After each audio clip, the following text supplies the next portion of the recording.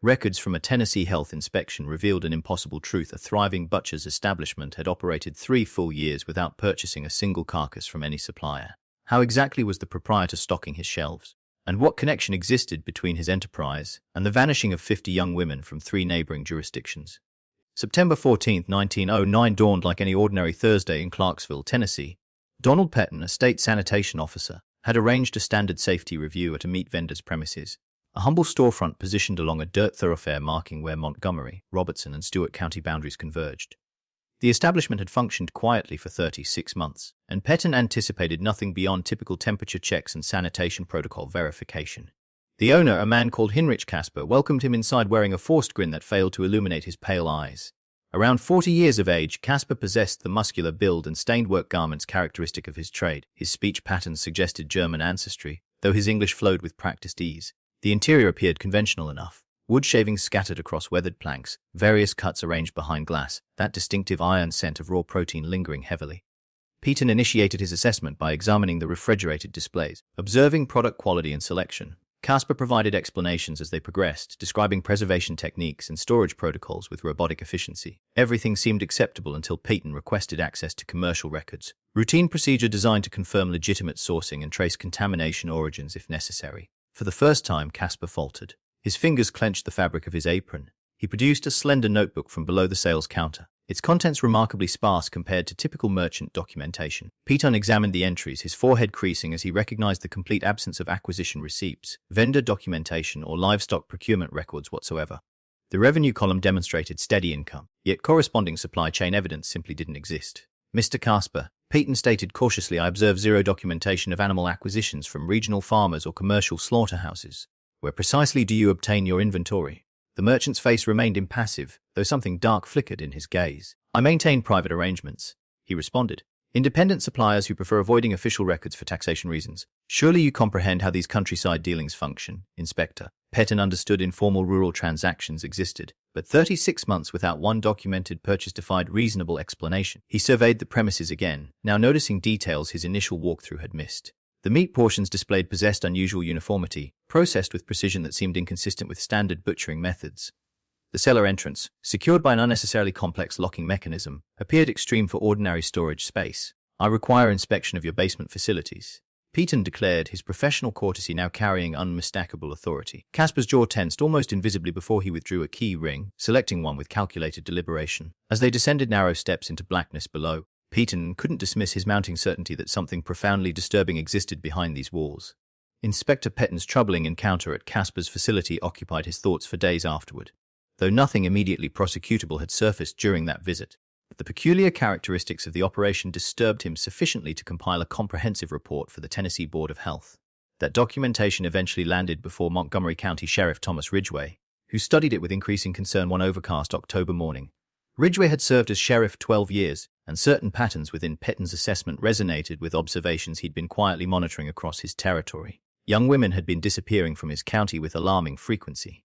Yet each individual case had appeared isolated, understandable through the context of early 20th century rural existence. Women fled violent households, pursued jobs in expanding urban centers like Nashville and Memphis, or ran away with transient lovers. Isolated disappearances seldom justified thorough investigation when countless rational explanations presented themselves.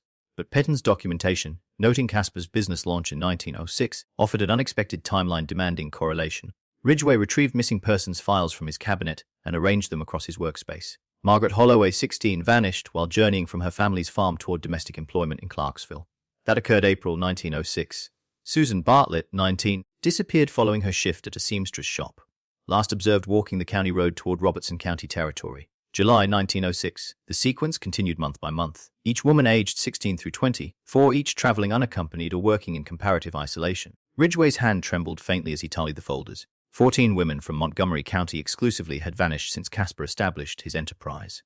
14 families who'd received no resolution, no certainty, only empty assurances that perhaps their daughters had chosen to disappear into city anonymity or unknown romances. Invisibility becomes a predator's greatest weapon when systems fail to see patterns. The sheriff reached for his telephone and placed a trunk line call to Robertson County Sheriff Edwin Vance. After articulating his concerns, Vance consented to review his jurisdiction's missing persons documentation. The callback arrived 3 hours later, and Vance's voice carried tension matching Ridgway's escalating alarm. 18 young women had disappeared from Robertson County during identical timeframes, all matching comparable profiles. Itinerant laborers, household staff, women whose absences could be rationalized by authorities already overwhelmed with pressing matters. A subsequent telephone call to Stewart County Sheriff yielded equally disturbing intelligence. 17 missing women, identical age brackets, identical vulnerable circumstances, identical 3-year window. When Ridgway compiled the consolidated data that evening, the figure reached 50 documented disappearances spanning 3 counties, all radiating from the geographical zone where Hinrich Casper had strategically positioned his commercial operation. The next morning, Ridgway examined a county map mounted on his office wall. Casper's storefront occupied a peculiar location where 3 jurisdictional boundaries intersected, a legal grey zone where responsibility blurred between separate enforcement agencies. A woman vanishing near that convergence might be reported to Montgomery County authorities. But if her family resided in Robertson County and she was traveling towards Stewart County, which sheriff would assume primary accountability? In practice, none had. And the fragmented nature of rural law enforcement meant nobody had assembled the complete picture until this moment. Newspaper archives from all 3 jurisdictions provided additional context that intensified the horror. The Clarksville Chronicle had published brief notices regarding several disappearances, typically framed as human interest pieces rather than criminal investigations. Local girl pursues opportunity in Memphis. Read one headline from 1907. Household worker departs without notification, announced another. The Cumberland Valley Register carried similar coverage, consistently emphasizing the women's autonomy in their departures rather than considering alternative possibilities. Yet embedded within these archive pages, Ridgway discovered something else that turned his stomach. Multiple editions carried promotional material for Casper's meat establishment, praising product quality and competitive pricing. Premium cuts across 3 counties, proclaimed one advertisement from 1908. Customer testimonials appeared regularly, housewives complimenting the tenderness and distinctive flavor of Casper's merchandise. Ridgway leaned back in his chair, the weight of comprehension settling over him like a funeral shroud. 50 women had vanished. 50 families had accepted insufficient explanations. And a butcher shop with 0 documented meat supply had prospered throughout, positioned precisely where jurisdictional boundaries would obstruct coordinated investigation. The coincidence strained credibility beyond any breaking point, yet the evidence before him demanded a conclusion so monstrous his mind resisted fully articulating it. He reached for the telephone again. This situation required resources exceeding what 3 rural sheriffs could mobilize independently. The Tennessee Bureau of Investigation needed immediate notification about what was emerging from these county records. Whatever Hinrich Casper had been conducting in that isolated establishment for 3 years was about to terminate. The Tennessee Bureau of Investigation assigned Agent Lawrence Garrett to coordinate the multi-county investigation, and his initial priority involved assembling a thorough profile of Hinrich Casper. What materialized from that inquiry revealed an individual who had constructed his entire Tennessee existence upon fabrication and deliberate deceit. Documentation showed Casper arriving in Clarksville during winter 1905, carrying reference letters claiming he'd operated a prosperous butcher shop in Cincinnati, Ohio. Those letters, when investigated, proved counterfeit. No Hinrich Casper had ever held commercial licensing in Cincinnati, nor had anyone matching that name worked in the city's meat processing district. His stated references were either deceased individuals whose identities he'd stolen from death notices or fictional people who'd never existed. The German accent lending authenticity to his immigrant narrative also appeared performative rather than genuine. A linguistics professor from Vanderbilt University, consulted by Agent Garrett, examined witness statements describing Casper's speech patterns and concluded the accent showed inconsistency and likely represented learned affectation. Native German speakers demonstrated particular irregularities in specific phonetic constructions that Casper employed correctly in some contexts but ignored in others, suggesting studied mimicry rather than natural speech. More troubling was the pattern emerging when investigators traced backward through passenger manifests and immigration documentation. No Hinrich Casper matching his description had entered the United States through any recorded port of entry. The name itself appeared nowhere in federal immigration databases prior to his sudden appearance in Tennessee. Agent Garrett became convinced they were confronting an individual operating under false identity, someone who had deliberately erased his past before constructing a new existence in rural Tennessee. Property documentation revealed Casper had purchased his storefront location with cash currency, an unusual transaction requiring no banking involvement and therefore generating minimal documentation. The previous owner, an elderly widow named Thelma Prout, had died 6 months following the sale under circumstances that had seemed natural at the time but now warranted reconsideration. Her physician's records indicated she'd been in robust health before experiencing sudden decline marked by symptoms that retrospectively resembled arsenic poisoning. Interviews with Casper's neighbors painted a portrait of calculated isolation masked by surface civility. He attended no religious services despite the spiritual homogeneity of rural Tennessee communities. He participated in no social gatherings, declined invitations to community events, and maintained no friendships beyond transactional relationships required for commerce. Several neighbors recalled observing him watching the county roads from his storefront window with unsettling intensity, particularly when young women passed by on foot or in wagons. The widow Henrietta Walsh, whose farm bordered Casper's property, provided testimony that sent chills through the investigating team. She had noticed him engaging young women in conversation whenever they stopped at his establishment, offering them water or brief rest from their travels. His interest seemed especially pronounced when women mentioned they were traveling alone or had recently arrived seeking employment. On 3 separate occasions, she had observed such women entering his shop in early evening hours, yet she couldn't recall seeing them depart. When pressed about why she hadn't reported these observations, Mrs. Walsh explained that she'd assumed the women departed through the shop's rear entrance, which faced away from her property. In rural Tennessee of that era, a shopkeeper conversing with customers warranted no particular suspicion. Only in retrospect did the pattern acquire sinister significance. The storefront's construction itself revealed intentional design choices facilitating concealment. Casper had commissioned extensive renovations immediately after purchasing the property, including addition of the unusually large basement that had troubled Inspector Payton. Building permits showed approval for a standard storage cellar, but actual construction exceeded those specifications by nearly double the approved dimensions. The additional space had been built in sections over several months, with different contractors hired for each phase to prevent any single worker from understanding the full scope of the underground expansion. Most significantly, Casper had installed a secondary entrance to the basement, accessible only from outside the building, hidden behind stacked firewood and visible only to someone who knew to look for it. This entrance allowed movement into and out of the cellar without passing through the main shop, a feature serving no legitimate commercial purpose, but offering obvious utility for activities requiring discretion. Agent Garrett compiled these findings into a report that landed on Sheriff Ridgway's desk in late October. The accumulated evidence painted an unmistakable picture. Henrik Casper had arrived in Tennessee with a prepared plan, selected his location with strategic precision, and spent 3 years executing that plan while hiding behind the facade of a respectable tradesman. The question now wasn't whether Casper was responsible for the disappearances, but how to prove it before he realized the net was closing around him. Agent Garrett secured a warrant on October 28, 1909, signed by a circuit judge whose hand trembled as he reviewed the accumulated evidence. The plan called for a dawn raid coordinated between all 3 county sheriff departments and state investigators to prevent Casper from destroying evidence or fleeing. But when the assembled law enforcement officers arrived at the meat establishment in pre-dawn darkness of October 29th, they found the storefront already abandoned. The front door stood unlocked, swinging slightly in the cold morning wind. Inside, the display cases had been emptied, their glass surfaces wiped clean. The main floor showed signs of hasty departure. A ledger left open on the counter, coins scattered near the register, a butcher's apron discarded on the floor. Casper had clearly received warning of the impending investigation, though how he learned of it would remain a troubling mystery, suggesting either a leak within law enforcement or a network of informants nobody had suspected. Sheriff Ridgway stood in the empty shop, fury and frustration warring in his chest, when Deputy Marcus Holbrook called out from near the basement door. "Sheriff, you need to see this." The elaborate lock system that had secured the cellar entrance now hung broken, smashed from the inside as though Casper had been in such haste to flee that retrieving his keys proved too time-consuming.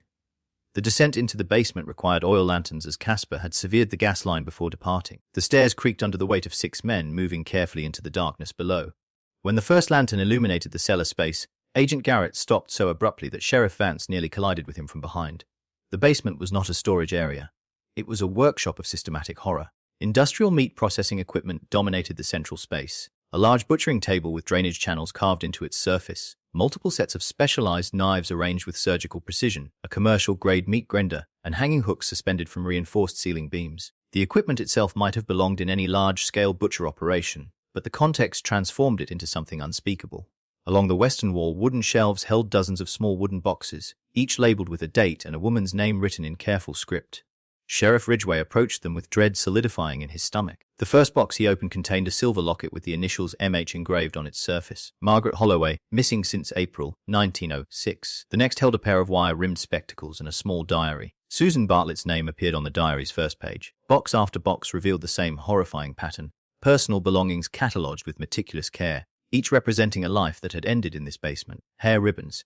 Photographs of families who would never see their daughters again. Letters expressing hope for new employment or excitement about upcoming journeys. Religious medals. Wedding rings from young brides who had thought themselves beginning new lives. 47 boxes in total, each one a testament to Casper's methodical documentation of his crimes. But 2 additional discoveries elevated the horror to depths that made even seasoned lawmen turn away. In the northeast corner, partially concealed behind a false wall that investigators discovered only through careful examination, sat a leather-bound journal. Its pages contained detailed entries spanning 3 years, written in cramped handwriting that mixed English and German.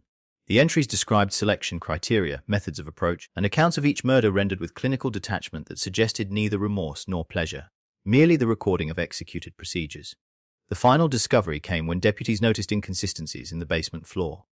Certain sections of packed earth appeared darker than surrounding areas, and when they began careful excavation, they uncovered what Casper had been unable to remove in his hasty departure. Buried in shallow graves beneath the workshop floor lay remains that would require weeks of careful forensic examination to identify, but the presence of female clothing and jewelry left little doubt about their origin. Evil flourishes not through dramatic violence, but through patient exploitation of the vulnerable. Agent Garrett ordered the basement sealed as a crime scene, though he knew that comprehensive investigation would take considerable time. The immediate priority now shifted to manhunt. Casper had perhaps 12 hours head start, maybe more if he'd received warning the previous day. Every telegraph office in Tennessee received urgent bulletins with Casper's description. Railroad stations, river crossings, and major roads fell under surveillance. As dawn broke over Clarksville, news of the discovery began spreading through the 3 counties. Families who had purchased meat from Casper's shop for years faced a realization that would haunt them for the remainder of their lives. The scope of the horror was still being assessed.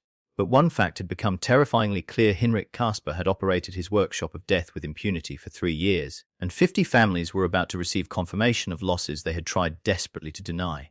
The process of identifying victims began immediately, though it would stretch across weeks of painstaking work that tested the resolve of everyone involved. Agent Garrett established a temporary operations center in the Montgomery County Courthouse, where families could provide information about their missing daughters, while forensic specialists worked to match recovered belongings with the women who had once owned them. The silver locket marked MH was the first confirmed identification. Robert Holloway arrived at the courthouse on October 30th, a farmer whose weathered face had aged a decade since his daughter Margaret disappeared 3.5 years earlier. He held the locket in trembling hands, opening it to reveal a tiny photograph of his wife that Margaret had carried since childhood. His silence spoke louder than any words could have. A father's worst fears confirmed by a piece of jewelry he had watched his daughter fasten around her neck on the morning she left home. Susan Bartlett's wire-rimmed spectacles brought her mother Elizabeth to a state of collapse that required medical attention. The diary found alongside them contained entries describing Susan's excitement about a seamstress position, her plans to save money for her younger siblings' education, her observations about the kindness of a shopkeeper who had offered her water on a hot July afternoon in 1906. The final entry, dated July 19th, mentioned stopping at a meat market on her way home from work. The handwriting ended mid-sentence. Each identification followed a similar devastating pattern. Personal items that families had described in missing persons reports now materialized as evidence in wooden boxes, final proof that hope had been a cruel illusion. Catherine Reeves, 19 years old, identified through an ornate hair comb her grandmother had given her. Dorothy Ann Stryker, 17, confirmed by a religious medal blessed by her parish priest. Names that had existed in uncertainty for years now transferred into the permanent record of murder victims. The journal discovered behind the false wall provided additional context that made the identifications even more harrowing. Casper had recorded not just the dates and methods of his crimes, but also details about how he had selected each victim. His entries revealed a predator who studied patterns of travel, identified women who were isolated from immediate support, and cultivated an appearance of respectability that disarmed suspicion. One entry from June 1907 described a young woman named Anna Pritchard who had asked directions to a nearby farm where she hoped to find employment. Casper noted that she carried all her possessions in a single worn carpet bag, had mentioned that her family lived 2 counties away, and seemed grateful for his offer of a cool drink on a sweltering afternoon. The entry ended with a clinical notation about disposal methods that investigators could barely stand to read. The journal also revealed 3 victims whose disappearances had never been officially reported. Women even more vulnerable than the others: a pregnant teenager fleeing an abusive home, a widow with no living relatives who had been traveling to join a religious community, and a young woman who appeared to be hiding from something or someone in her past. Casper had recognized their invisibility and exploited it with calculated precision. Forensic examination of the remains found beneath the basement floor added further names to the growing list, though some identifications proved impossible due to the condition of what Casper had buried. Clothing fragments and jewelry provided clues, but not all victims could be definitively named. This uncertainty tortured families who believed their daughters might be among the unidentified yet lacked proof either way. By mid-November, investigators had confirmed 38 specific identifications from the 47 boxes, with strong circumstantial evidence suggesting matches for 7 more. 2 boxes contained belongings that matched no missing persons reports from the 3 counties, suggesting Casper's hunting ground may have extended beyond the immediate area or that some disappearances had gone entirely unreported even to local authorities. The human cost extended far beyond the direct victims. Siblings who had spent years wondering if their sisters might still be alive somewhere now faced definitive loss. Parents who had maintained hope through years of silence received confirmation that would break them in ways grief counselors of that era were ill-equipped to address. Husbands of the two married victims learned their wives had met unimaginable ends while they had assumed abandonment or voluntary departure. Agent Garrett stood in the operation center late one evening, surrounded by the documented evidence of 50 destroyed lives, and understood that even if they caught Casper and brought him to justice, no trial or execution could ever truly balance the scales. The investigation had uncovered the crimes, identified the victims, and provided answers to desperate families. But those answers carried a weight that would crush entire communities for generations to come. News of the discovery spread through Montgomery, Robertson, and Stewart counties with the speed and devastation of wildfire. Within days of the basement raid, the full horror of what had transpired became public knowledge, and the psychological aftermath proved almost as catastrophic as the crimes themselves. The first wave of community trauma centered on the customers who had unknowingly purchased from Casper's establishment. Martha Denton, a housewife who had served her family Sunday dinners featuring Casper's products for nearly 2 years, required hospitalization after the revelation. Her physician documented symptoms of severe psychological distress, inability to eat, violent episodes of vomiting at the mere thought of food, and periods of dissociative stupor where she would stare at her dining table for hours without speaking. She was far from alone. Dr. Samuel Worthington, the only physician serving all 3 counties, reported treating dozens of families for similar conditions in the weeks following the discovery. The medical terminology of 1909 lacked sophisticated understanding of trauma, but Dr. Worthington's notes described what modern psychology would recognize as acute stress disorder and post-traumatic responses. Entire households stopped eating meat altogether. Some families burned their dining room furniture, unable to separate the objects from memories of meals that now carried unbearable associations. Churches became gathering places for collective grief that had no precedent in these rural communities. Reverend Isaiah Blackburn of the First Baptist Church in Clarksville held services every evening for 2 weeks straight, attempting to provide spiritual framework for horror that seemed to defy religious explanation. His sermons wrestled with questions of evil, divine justice, and how faith could coexist with knowledge of such systematic cruelty. Attendance swelled beyond the church's capacity, with people standing in the aisles and gathering outside the windows to hear words that might make sense of the incomprehensible. The economic impact rippled through the region as well. Every butcher shop in the 3 counties saw business collapse overnight as customers refused to purchase meat from any source. Legitimate butchers found themselves tainted by association, their livelihoods destroyed despite having no connection to Casper's crimes. The wholesale rejection of an entire industry, however irrational, demonstrated how deeply the community's trust had been violated. Children stopped attending school as parents refused to let them travel alone on the same roads where victims had disappeared. The county road that passed Casper's shop became a place people would detour miles to avoid, even though the building now stood empty and under constant guard. Rational understanding that the threat had ended could not overcome the visceral fear the location now embodied. Families of the identified victims faced their own particular circle of hell. They had received the answers they had desperately sought for years, but those answers destroyed any remaining peace they might have salvaged from uncertainty. Sarah Holloway, Margaret's mother, could not be consoled by relatives or clergy. She took to her bed and refused food, her health declining so rapidly that family members feared they would lose her as well. She died 6 weeks after her daughter's locket was returned to the family, her death certificate listing heart failure, though everyone understood she had died of grief. The psychological burden extended even to those investigating the crimes. Sheriff Ridgway began experiencing nightmares that left him unable to sleep more than a few hours each night. Deputy Holbrook requested transfer to a different county, unable to continue working in a place so thoroughly marked by the investigation. Agent Garrett, who had examined the journal entries in detail, admitted in private correspondence that certain passages haunted him during every quiet moment. Intrusive thoughts he could not escape. Perhaps most devastating was the realization spreading through the communities that they had been complicit through ignorance. Neighbors who had seen Casper talking with young women, customers who had praised the quality of his products in casual conversation, authorities who had dismissed disappearances as voluntary departures, all now carried guilt that no rational argument could fully alleviate. They had not known, could not have known. Yet the question persisted in whispered conversations and sleepless nights. What if someone had looked more closely, asked harder questions, connected patterns that seemed obvious only in retrospect? The 3 counties fell into a collective depression that autumn. Communities wounded in ways that went far deeper than individual grief. The very fabric of rural Tennessee society, built on trust between neighbors and faith in basic human decency, had been torn apart by the revelation that evil could wear such an ordinary face and operate with such methodical patience while hiding in plain sight. While communities struggled with the aftermath, Agent Garrett coordinated an unprecedented manhunt that stretched across state lines and consumed resources from multiple law enforcement agencies. Telegraph wires hummed with descriptions of Hinrich Casper, his photograph distributed to every sheriff's office, marshal station, and railroad depot from Tennessee to the Pacific coast.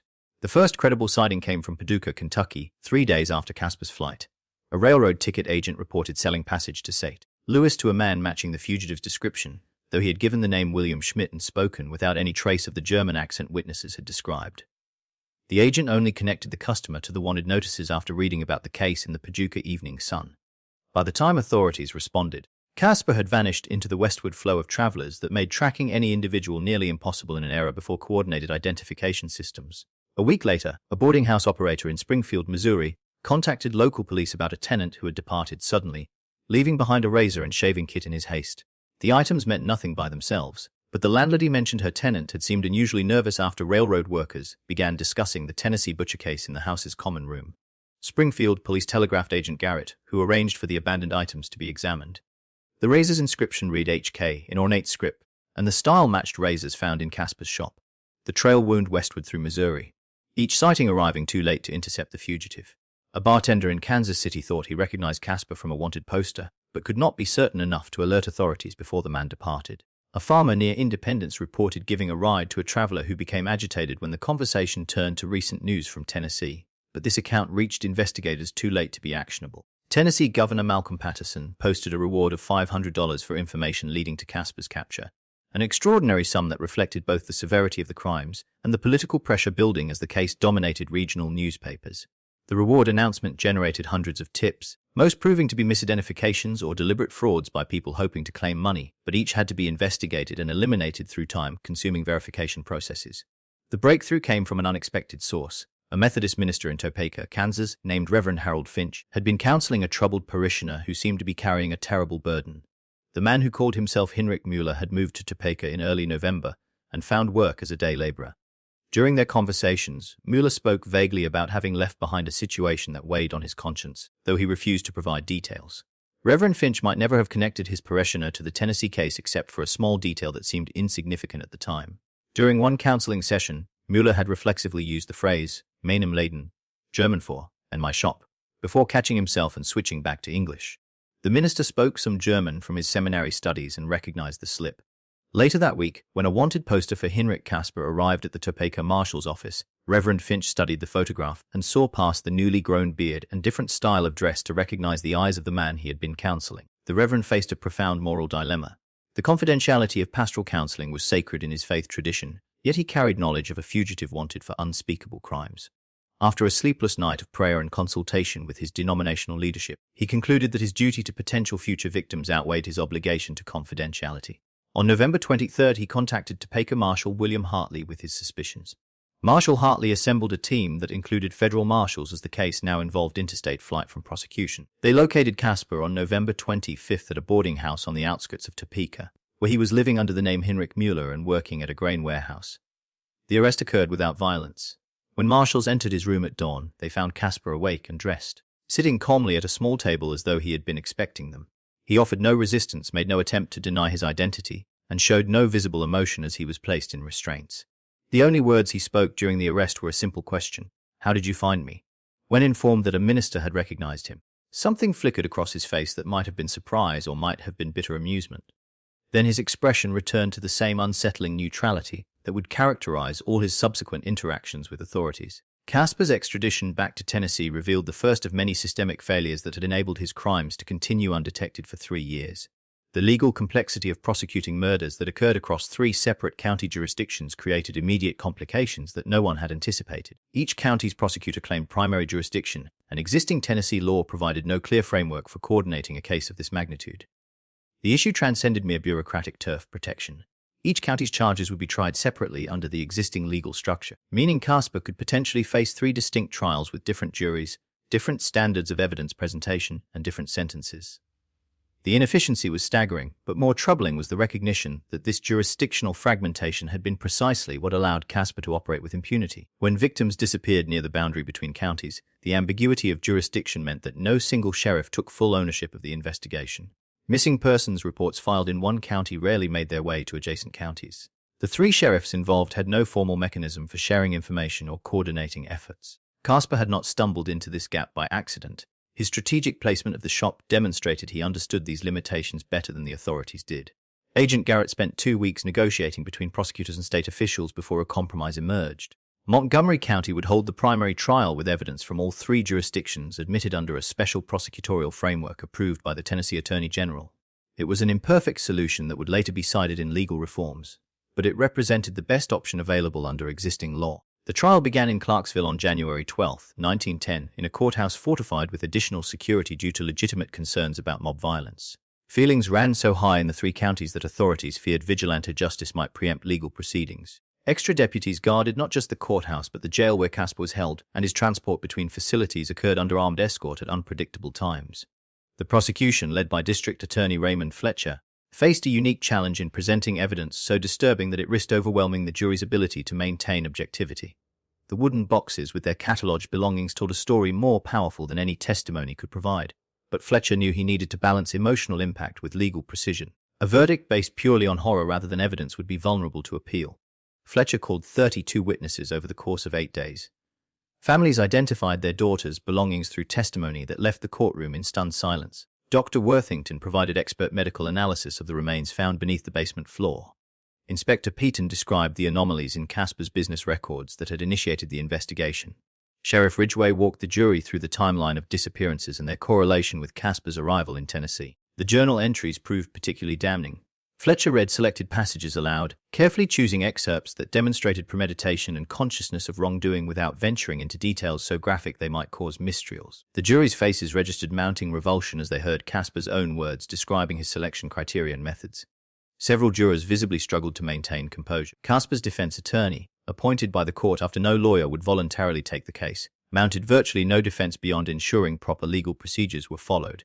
He called no witnesses, presented no alternative theories, and in his closing statement simply asked the jury to base the verdict solely on evidence presented rather than emotional response. It was a surrender more than a defense, recognition that no argument could overcome the documented reality of what Casper had done. What made the trial truly unprecedented was Casper's own demeanor throughout. He sat motionless at the defense table, showing no reaction to testimony that described his victims' final moments or the grief of their families. When prosecution witnesses broke down in tears, his expression remained blank. When evidence of his crimes was displayed, he examined it with detached interest, as though viewing artifacts that had no connection to him. Judge Morrison made the extraordinary decision to clear the courtroom of all women and children before allowing presentation of the most disturbing evidence from the basement. Even with this precaution, several male spectators left the courtroom unable to withstand the graphic descriptions. The judge himself called 2 recesses, later admitting he needed time to compose himself before continuing. The trial concluded on January 20th with jury deliberations that lasted just 3 hours. The foreman's voice shook as he read the verdict: guilty on 38 counts of murder in the first degree. Casper received the announcement with the same emotionless neutrality he had displayed throughout, offering no response when Judge Morrison sentenced him to death by hanging, execution scheduled for March 15, 1910. The weeks between sentencing and execution brought no confession, no expression of remorse, and no explanation that might have provided even minimal understanding of Casper's motives. Clergy who visited him in jail reported conversations that were cordial but utterly devoid of emotional content. He discussed weather, prison meals, and philosophical abstractions with the same flat effect, deflecting every attempt to engage with the reality of his crimes. One exchange documented in Reverend Blackburn's personal diary captured the unsettling quality of these interactions. When asked if he felt any guilt for the suffering he had caused, Casper responded with a question: "Does the farmer feel guilt for the livestock he processes?" The statement was not defiant or cruel, simply matter of fact, as though he genuinely saw no distinction between his actions and routine agricultural practice. Psychiatrists were a rarity in rural Tennessee, but 2 physicians with training in mental disorders examined Casper at the court's request. Their reports, preserved in trial archives, struggled to categorize what they observed. He demonstrated clear understanding of right and wrong, could articulate the legal and moral prohibitions against murder, and showed no signs of delusion or psychosis. Yet he seemed to lack any emotional connection to the enormity of his crimes. The doctors concluded he was legally sane but morally deficient in ways their medical training could not adequately explain. The execution took place as scheduled on March 15, 1910, in the courtyard of the Montgomery County Jail. Tennessee law required hangings to be witnessed by specific officials and a limited number of citizens, but hundreds gathered outside the jail walls in the pre-dawn darkness. Some came seeking closure, others driven by morbid curiosity, but most simply needed to witness the end of a nightmare that had consumed their communities for months. Casper walked to the gallows without assistance, his steps measured and calm. Offered a final statement, he declined with a slight shake of his head. The hood was placed over his face, the noose positioned, and at 6:17 in the morning, the trapdoor opened. Death came within minutes, certified by Dr. Worthington, who noted in his official report that Casper's pulse ceased at 6:21. In his final moments, Hinrich Kasper maintained the same chilling composure he had displayed throughout his capture, trial, and imprisonment. He offered no answers to the questions that would haunt investigators and families for decades: who he really was, where he had come from, why he had done what he did, and whether the 50 documented victims represented the full scope of his crimes. Those secrets died with him, buried in an unmarked grave in a corner of the county cemetery where no stone would ever memorialize his existence. Kasper's execution closed the legal proceedings but opened a broader reckoning with the systemic failures that had enabled his crimes. Within months, Tennessee's legislature passed the Rural Law Enforcement Coordination Act, mandating regular information sharing between adjacent counties and establishing a central registry for missing persons reports. It was the first legislation of its kind in the southeastern United States, and other states soon adopted similar frameworks. The 3 counties involved created a victim memorial fund through donations that poured in from across Tennessee and neighboring states. By summer of 1910, the fund had raised sufficient money to purchase proper headstones for the graves of identified victims whose families could not afford them. A collective memorial was erected in Clarksville's main cemetery, listing all 50 names, including the unidentified victims designated simply as known only to God. The building that had housed Kasper's shop was demolished in April of 1910, the site cleared and the land donated to Montgomery County with the stipulation that it never be developed for commercial use. It remained empty grassland for decades, a deliberate void in the landscape serving as a reminder of what had occurred there. In later years, the county planted oak trees on the property, creating a small memorial grove that provided a place for reflection without glorifying the horror. Business licensing requirements underwent complete reform across Tennessee. New regulations mandated that butchers and meat merchants provide documented proof of supply sources, submit to unannounced inspections, and maintain detailed records subject to regular government review. The changes encountered resistance from legitimate businessmen who resented increased oversight, but the Kasper case provided unanswerable justification for the new regulations. The psychological scars proved more resistant to healing than the legal and regulatory reforms. Dr. Worthington's medical practice evolved to include what he called nervous disorders of traumatic origin, treating patients whose symptoms stemmed from the community trauma. His case notes, later donated to Vanderbilt University's medical school, became early documentation of what would eventually be understood as post-traumatic stress disorder. Families of the victims found varying paths through their grief. Some left Tennessee entirely unable to remain in places so saturated with painful memories. Others stayed and became advocates for missing persons cases, ensuring that future disappearances would receive more serious attention than their daughters had. The Holloway family established a fund that provided financial assistance to families searching for missing relatives, a legacy that continued operating into the 1970s. The case entered criminology textbooks as an example of how jurisdictional fragmentation could be exploited by calculating predators. Law enforcement agencies studied Kasper's methods, leading to improved practices in identifying and tracking serial offenders. His strategic use of county boundaries to avoid detection became a recognized pattern that authorities learned to recognize and counter in future investigations. The story of Hinrich Kasper and the 50 young women who died in his basement became part of Tennessee's dark history, a reminder that evil can flourish not through dramatic violence, but through patient exploitation of systemic weaknesses and the vulnerability of those society fails to protect. If you found this historical investigation compelling and want to see more forgotten true crime cases brought to light, please click the like button and subscribe to Wens of Thought. These stories matter not for their horror, but for the lessons they teach us about protecting the vulnerable and never forgetting those whose voices were silenced.